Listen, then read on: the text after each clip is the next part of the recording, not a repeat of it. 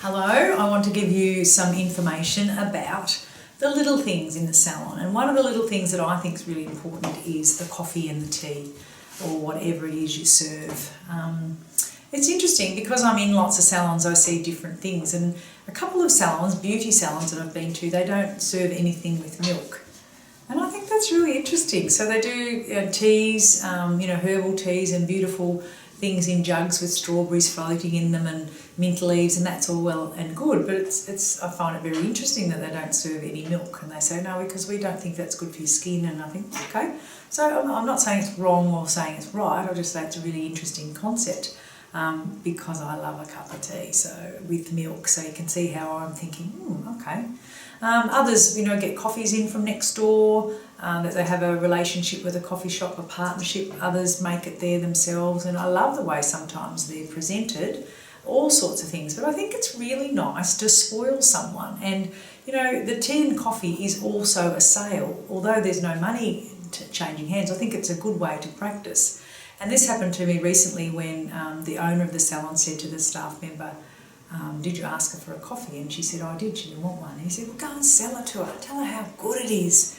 And she came back, she said, yeah, she's going to have one. And I thought, it's a good little tool to practice what it is you're doing. So she'd gone back and said, look, we make a lovely latte here. It's not, a machine one. We make it ourselves. And so the lady said, oh, that'd be nice. I was a little concerned it might be watery and cold. And I thought, isn't that interesting that we have a reputation for watery and cold coffee? So if you don't serve a watery and cold coffee, tell everybody that you offer a hot drink too. Another way is you can have a beverage menu. That's always really nice, and you have that there. And when you present it, do you have sugars in a sachet? Do you have, quirky little container that the sugar comes in? I went to a salon just recently. It was a very ordinary experience, let me say the least, but the way she presented the tea and coffee was really interesting.